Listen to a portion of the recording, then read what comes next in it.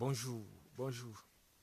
En fait, ça, c'est une vidéo dans laquelle nous allons partager quelques idées sur l'entrepreneuriat. Nous allons partager quelque chose qui peut vous permettre de bien gérer vos employés. Dans la vidéo précédente, j'ai dit quelque chose qui a failli énerver, qui a failli mettre les gens en colère, c'est-à-dire certaines personnes qui suivent mes vidéos. Aujourd'hui, je vous dis cette vidéo est encore plus virulente que la vidéo de la fois passée. Donc, pour ceux qui vont suivre cette vidéo jusqu'à la fin, vous allez comprendre. Peut-être YouTube risque même de supprimer cette vidéo. Bon, pour ceux qui ne me connaissent pas, je suis Job Kamdem du groupe de répétition NABLA. Chaque fois, je me présente comme enseignant de formation. Je suis professeur et je suis aussi répétiteur de profession. Lorsque je dis ça, il ne faut pas que des personnes pensent que je suis répétiteur, peut-être seulement parce que c'est que j'ai eu une vie un peu très compliquée. Parfois, j'ai des personnes qui me détestent pour rien. J'ai l'impression qu'on taille les lois, parfois, à cause de moi. Et que parfois, j'ai cette impression que tout est contre moi. Mais ce n'est pas pour ça que je baisse les bras, ce n'est pas pour cela que je vais détester et que je ne veux pas aimer mon pays, que je ne veux pas aimer mon continent, que je ne veux pas aimer les humains. Non. C'est ma voie, c'est la voie que je dois suivre. Et c'est la raison pour laquelle je dois continuer à apporter ma part de contribution à l'édifice, à la construction de l'édifice national, à la construction de l'Afrique, à la construction du monde. Je dois apporter ma part de contribution. Et c'est la raison pour laquelle je ne voudrais pas que, parce que peut-être vous vous sentez opprimé, que vous pensez que c'est la fin du monde. Non. Le bonheur est devant. Et il ne faut pas se décourager parce que vous avez l'impression qu'il y a trop d'obstacles ou trop de difficultés. On ne baisse pas les bras, on ne se décourage pas. À l'entame de cette vidéo, au début de cette vidéo, que cette vidéo devait être choquante. Elle devait être virulente. Je commence d'abord je vous ai dit les techniques pour gérer ses employés. Il n'est pas facile très souvent de gérer les employés parce que déjà, le degré d'honnêteté, le degré, par exemple, de franchise, des gens qui nous côtoient, des gens avec lesquels on travaille, leur degré de franchise est souvent autour de, si on peut parler en pourcentage, on va parler de 5%. C'est-à-dire que ceux-là sont honnêtes à 5%.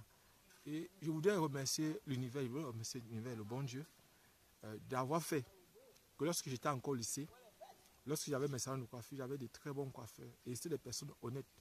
Je veux dire, c'est l'univers qui m'avait donné l'univers, c'est-à-dire Dieu, qui m'avait donné, par exemple, ces coiffeurs-là, c'est-à-dire le grand architecte de l'univers, bien sûr. C'est lui qui nous avait donné, par exemple, ces coiffeurs-là, parce qu'ils étaient honnêtes. Je me souviens, par exemple, lorsque mon deuxième coiffeur, c'était un très jeune, et ce qui me plaisait sur lui, c'est sa franchise, sa façon de dire la vérité.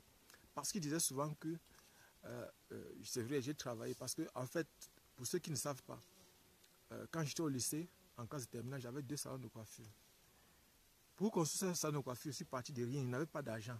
C'est-à-dire, s'il fallait me demander peut-être même 5 000 francs, à ce moment-là, je ne pouvais pas réussir à avoir 5 000 francs facilement. C'est très difficile. Mais ce que je faisais, c'est que quand j'avais 500 francs, j'achetais une plage, je gardais.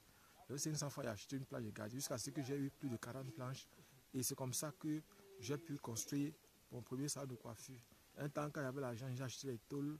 À l'époque, j'achetais les tôles à 3500, les tôles de 3 mètres de long. Et puis après ça, j'avais aussi gardé l'argent pour les chevrons.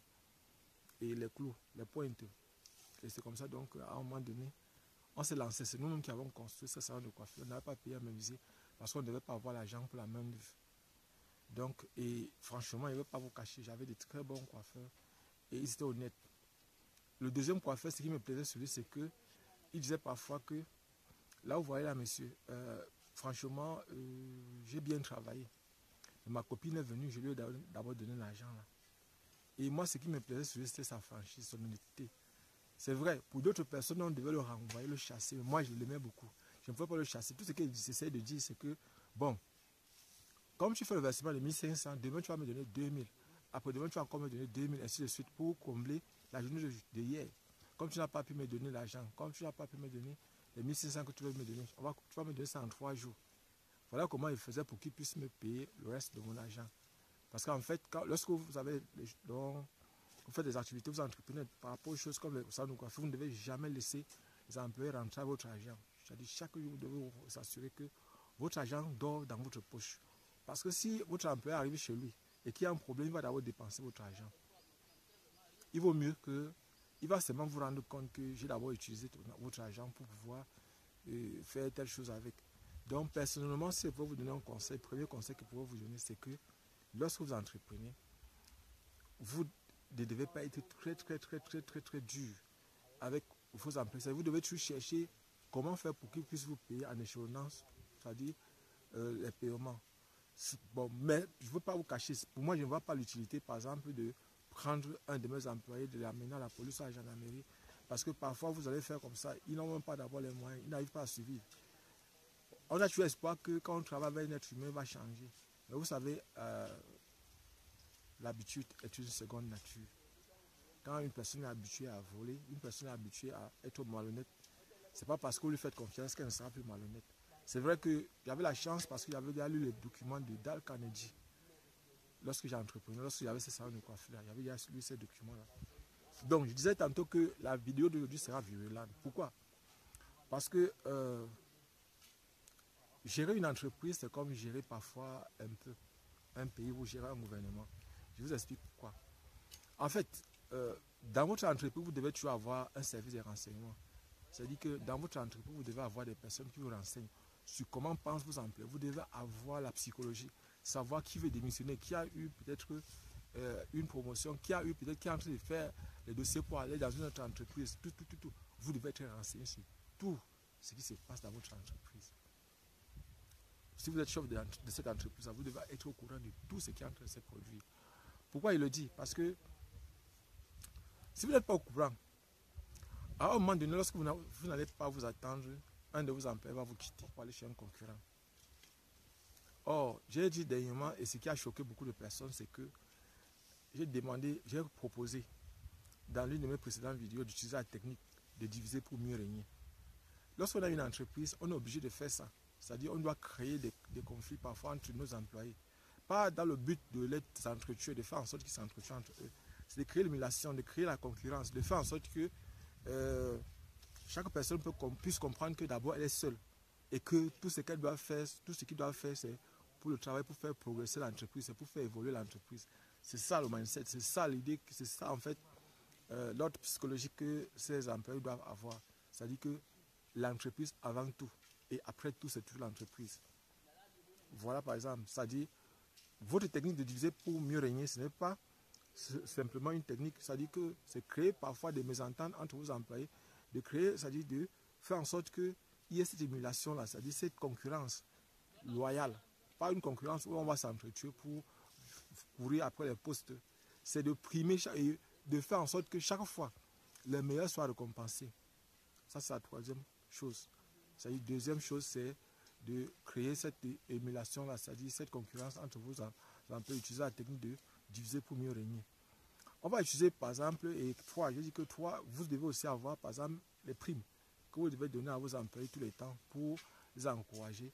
Vous avez vu par exemple, il y a certains entrepreneurs africains, camerounais particulièrement, qui priment leurs employés. Chaque année, il y a des cadeaux, des voitures, tout ça comme ça. Nous, on n'est pas encore à ce niveau-là.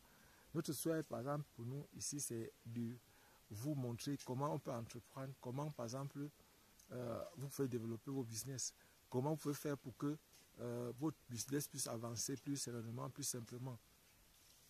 Bon, pour ceux qui ne me connaissent pas, je l'ai dit au début que je suis Job Kamdem du groupe de répétition Nabla, Yaoundé au Cameroun. Il y a des personnes qui sont hasardées à aller fouiller pour savoir qui je suis véritablement. Je vous dis, je suis comme un fantôme. Pour ceux qui ne savent pas, je suis comme un fantôme. Je suis comme un fantôme. Et quand je dis que je suis comme un fantôme, c'est que si vous partez au niveau de l'université Yaoundé 1, vous demandez Job Kamdem, je vous ai dit, ça fait il y a presque 20 ans que j'enseigne, que je suis répétiteur au niveau de l'université. Mais si vous partez là où vous demandez Job Kamdem, personne ne va me reconnaître, sauf les autorités de l'université. En dehors des autorités de l'université, personne ne va me reconnaître. Parce que les étudiants savent qu'ils ne connaissent pas mon véritable nom. Si vous partez vous demandez Bao, ouais, ils vont savoir que Bao c'est moi.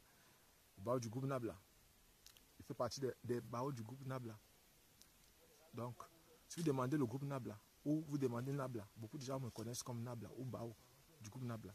Donc si vous venez par exemple là, vous demandez Job Camden, là sont ceux qui vont me reconnaître. C'est-à-dire on vous dit qu'on ne sait pas là, on ne sait pas qui est Job Camden.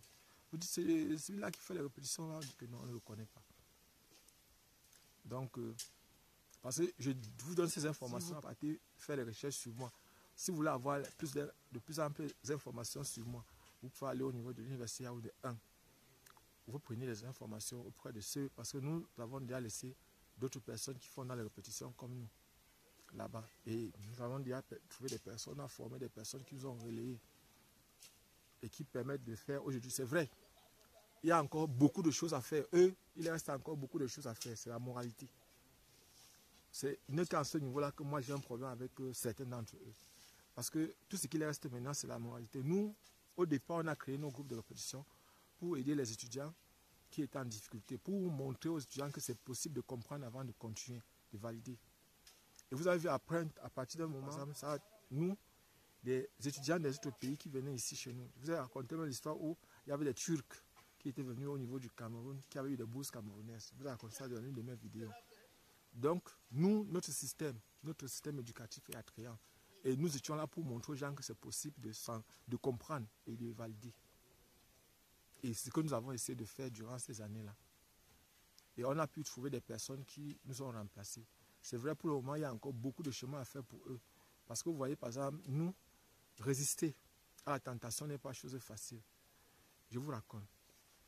Vous savez, lorsque nous faisons les prépas concours, beaucoup de parents viennent souvent nous voir pour nous demander est-ce qu'on n'a pas les réseaux. Beaucoup d'étudiants viennent nous voir pour savoir est-ce qu'on n'a pas le réseau. Beaucoup de professeurs, même parfois d'université, viennent nous voir pour savoir est-ce qu'on n'a pas le réseau pour faire entrer les étudiants, pour faire entrer les enfants dans les écoles de formation. Et vous voyez, par exemple, ça, c'est une très grande porte à la NAC. Parce que pour moi, j'ai des principes que je respecte. Ce sont des principes que, c'est-à-dire, je préfère me punir moi-même. Il y a quelqu'un avec qui je causais dernièrement qui m'a posé, on était en train de dialoguer. Et je vous salue déjà, si c'est que vous suivez cette vidéo, je vous salue. Vous allez vous reconnaître. Et je lui ai dit à un moment donné que bon, elle m'a posé un problème concernant changement de filière, changement de série. Et puis aussi, il y avait un problème de remise d'âge. Voilà, c'est le mot que je devais utiliser. Et, pardon, vous m'excusez un peu si vitesse là. Il faut savoir une chose, c'est qu'au niveau du Cameroun, pour les concours qui se passent au niveau du Cameroun, ce qu'il faut savoir, c'est qu'il y a des procédures. Même lorsque vous n'avez plus les conditions d'âge pour faire un concours, vous pouvez encore faire ce concours-là. Je vous explique. Vous devez savoir que, en fait, en ce qui concerne les concours, de façon générale, il y a ce qu'on appelle la remise d'âge. Ça dit que quoi? Si vous avez eu un problème social, c'est-à-dire, je prends un exemple, on lance un concours où la limite d'âge c'est 25 ans. Or, vous avez 28 ans. Si vous pouvez réussir à justifier au niveau de la justice que vous avez eu un problème qui vous a, par exemple, handicapé, empêché de fréquenter, empêché d'évoluer pendant peut-être 3 ans ou 4 ans. Comme vous avez 28 ans, si on enlève 3 ans, et que si on enlevait ce temps-là, vous devez être dans les conditions pour pouvoir bien faire votre concours. Si vous pouvez le prouver, vous pouvez aller au niveau du ministère de la Justice déposer. Il y a un dossier que vous devez déposer pour la remise d'âge, je précise bien. Sauf si à l'entrée au concours, on a dit qu'on n'accepte pas la remise d'âge, que les remises d'âge ne sont pas acceptées. Même si vous avez 28 ans et que le concours c'est 20 ans, vous avez la possibilité de faire une remise d'âge et de faire le concours. C'est possible. La loi est là pour permettre aux gens de fonctionner.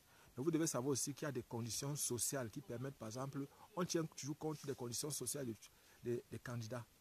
Parce qu'un candidat qui est en bonne santé, qui a eu à fréquenter sans problème, qui n'a pas de problème d'ordre social, d'ordre économique, c'est tout à fait normal que, par exemple, ils disent qu'il doit faire peut-être 23 ans.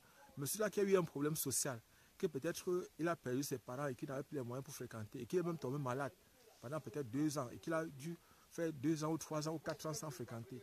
Ces conditions ne sont pas les mêmes que celui-là qui a eu tout son temps et qui avait tout son temps pour pouvoir fréquenter. Donc, le mot utilisé que j'ai cherché l'autre jour pour vous parler, c'était la remise d'âge. La remise d'âge, c'est un dossier que vous allez faire au niveau du ministère de la Justice. Vous allez faire ça au ministère de la Justice. C'est un truc qui vous permet maintenant, si votre âge a dépassé pour le concours, sauf si, sur l'arrêté, le ministre soit de l'enseignement supérieur, soit le ministre de la fonction publique, soit le ministre qui lance le concours, précise dans l'arrêté du concours que la remise d'âge n'est pas autorisée. Ce n'est que dans ces conditions que vous ne pourrez pas faire le concours. Et pour ceux aussi qui veulent d'autres informations, vous devez savoir que la loi est là pour nous, la loi est là pour vous. La loi est là pour aider les gens dans la société, pour réglementer le comportement des gens dans la société. La loi n'est pas là pour punir seulement. La loi est là pour réglementer le comportement des gens dans la société. Donc, comme j'étais en train de dire, franchement, le concours, lorsqu'on les lance, ce n'est pas pour vous punir. Ce n'est pas pour peut-être que faire en sorte que les gens viennent montrer de quoi ils sont capables. Non. Je vous avais raconté, je vous avais dit ça dans certaines de mes vidéos, qu'il y a deux choses qu'on recherche au niveau d'un concours lorsqu'on les lance. De un, on veut voir si vous avez le niveau requis pour suivre les cours. Parce que lorsqu'on lance un concours niveau bac, il faut que, par exemple, si on parle des fonctions exponentielles, des fonctions logarithmes, des fonctions des probabilités, que vous puissiez savoir de quoi il s'agit, que vous puissiez avoir une idée là-dessus. Maintenant, comme par exemple le nombre de personnes qui vont parfois venir concourir, on peut par exemple lancer un concours, on veut 100 personnes. Il y a peut-être 3000 candidats ou 500 personnes, 1000 personnes. On va prendre les 1000 personnes parce que le nombre de places requises c'est 100. Donc, il faut maintenant trier. C'est la zone pour laquelle on va prendre les meilleurs. Et au niveau du Cameroun, il y a ce qu'on appelle la régionalisation ou l'équilibre régional.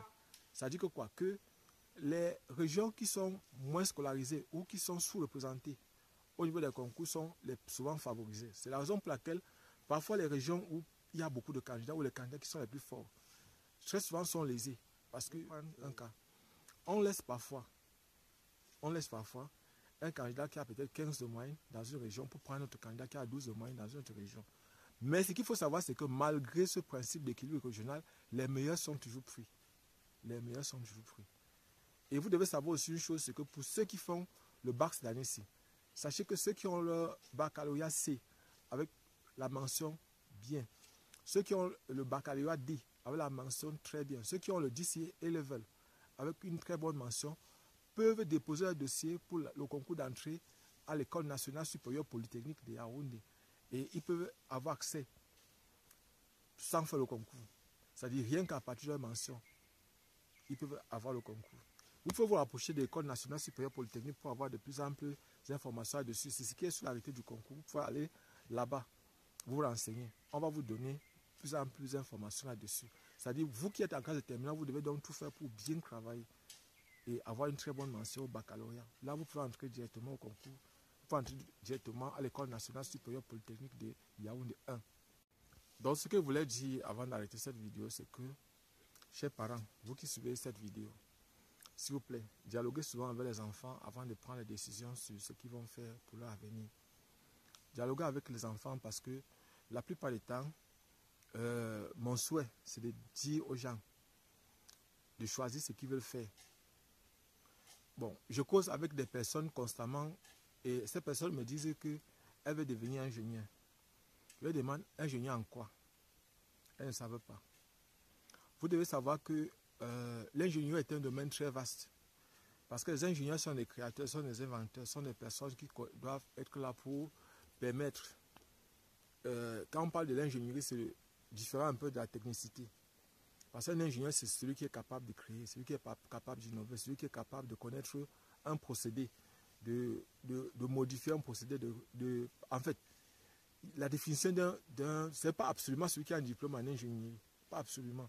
Un ingénieur n'est pas absolument celui qui a un diplôme en ingénierie, je précise bien. C'est toute personne capable d'innover, capable d'inventer, capable d'apporter des modifications au déroulement d'un système. Ou, par exemple, en fait, c'est quelque chose qui tourne autour de quelque chose comme ça. Ce n'est pas absolument celui qui a le diplôme. Je voulais dire aussi aux parents d'aider vos enfants, s'il vous plaît, aider les enfants, aider les jeunes à faire leur choix. Ne choisissez pas leur place. Vous n'êtes pas là, votre enfant n'est pas un prolongement de vous-même. C'est vrai, vous pensez bien faire, vous voulez bien faire. Vous aimerez, votre souhait, c'est de voir votre enfant réussir. Mais demandez à votre enfant, aidez l'enfant à choisir. Parce que vous devez savoir une chose, c'est que vous pouvez rendre votre enfant riche. Mais ce n'est pas parfois cette richesse qui permet à l'enfant de s'épanouir. Vous devez permettre, moi par exemple, vous voyez par exemple, moi je suis fier, je suis content de dire que je suis répétiteur. Chaque fois dans mes vidéos, je vous le dis et je ne vous cache pas. Celui qui va entendre, je suis répétiteur. Et si vous partez faire la recherche sur YouTube ou sur Internet, vous allez voir que je suis content. Et depuis 2006 que j'ai créé, par exemple, je crois que c'est depuis 2007, 2008, quelque chose comme ça, que j'ai créé mon compte Facebook. 2008, 2009, quelque chose comme ça, que j'ai créé mon compte Facebook. Là, vous allez voir répétiteur en chef. Et même mon compte LinkedIn. Je suis répétiteur.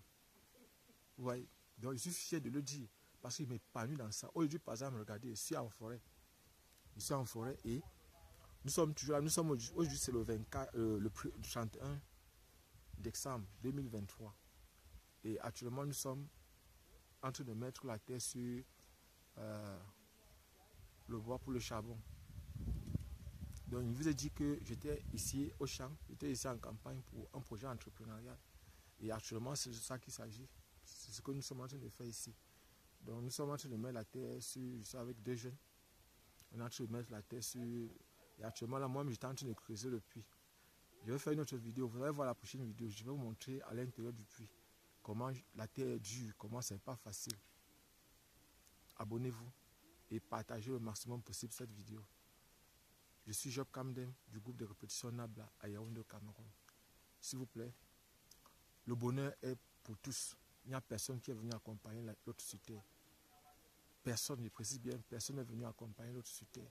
Ce que nous essayons de faire, ce que j'essaie de faire à mon niveau, ce n'est pas de provoquer les gens, ce n'est pas de provoquer des personnes. C'est d'essayer d'apporter ma part de contribution, ma part de pierre à la construction de l'édifice national. Partagez cette vidéo, abonnez-vous et on se voit prochainement dans une prochaine vidéo. Et, pardon, en passant, il faut que maintenant, à la fin de chaque vidéo, j'ai envie de vous raconter une petite histoire, comme je fais souvent à la fin. Ce qui fait à l'université ou partout que je fais cours, la plupart du temps, ce qui rend mes cours attrayants, c'est qu'il y a des petites histoires que je raconte à la fin de l'histoire. À la fin de mon cours, je raconte toujours des petites histoires. Aujourd'hui, je vais vous raconter une petite histoire. Ce sont mes employés là, les personnes avec lesquelles mes partenaires de travail ici, qui m'ont raconté cette histoire-là. Il s'agit de l'histoire d'un père. Ce père avait près de 40 hectares. Et il y a eu un client qui est venu parce qu'on avait découvert qu'il y avait un filon d'or dans son terrain. Et il a vendu 2 hectares. Là, avec l'or à 40 millions. Il était si fier. 40 millions pour lui, il n'avait jamais touché une telle somme. Et maintenant, il a donc donné l'argent, les 40 millions, à un de ses enfants. Il allait garder son enfant à qui il faisait le plus confiance. Et ces 40 millions, il a pris 100 000. Il a envoyé l'enfant que va nous acheter le poisson même de 30 000. L'enfant devait aller faire le marché pour qu'il puisse venir manger. Et voilà donc maintenant que quand l'enfant part donc au marché acheter, il prend donc une moto, il part au marché et en garde le reste des 39 millions 900 000. Il avait emballé ça, attaché ça dans les habits. Et maintenant le père donc, par derrière, a demandé que lui ne veut plus avoir l'idée de la pauvreté. Qu'on retire tous les habits à la maison. Donc, les autres frères ne savaient pas qu'on avait gardé l'argent. Il a demandé qu'on porte tout ce qui est dedans là, tous ces vieux habits là. On va mettre et on brûle. Et c'est comme ça donc qu'on a porté les vieux habits, on est allé brûler. On est allé mettre le feu sur ça, on a brûlé. Quand on a donc brûlé, son enfant est rentré dans du marché. Et a acheté le poisson, la viande, tout, pour montrer. Parce que lui, il avait dit qu'il ne veut plus la pauvreté, il ne veut plus sentir la pauvreté autour de lui. Et c'est donc comme ça que, voilà alors maintenant que quand cela rentre du marché, il constate donc qu'il demande son père l'envoie aller prendre 100 000. Il arrive à la maison, il constate qu'il n'y a plus les habits. Il dit que mais papa, je ne vois pas les habits. Il dit que oui, j'ai demandé qu'on me brûle tout ça. Il dit que mais il y avait l'argent dedans. L'argent est mis ça dedans. Donc, le père a commencé à crier. Voilà 39 900 000 qui étaient partis comme ça. Et c'est comme ça que ce vieux-là, jusqu'aujourd'hui, chaque fois qu'on le voit, il est bizarre. Franchement, il est bizarre. C'est-à-dire, chaque fois que tu le vois, tu sens qu'il y a quelque chose qui est passé là. Ça ne va plus. On va se voir dans une autre vidéo. Et ce vieux-là est là. À la prochaine.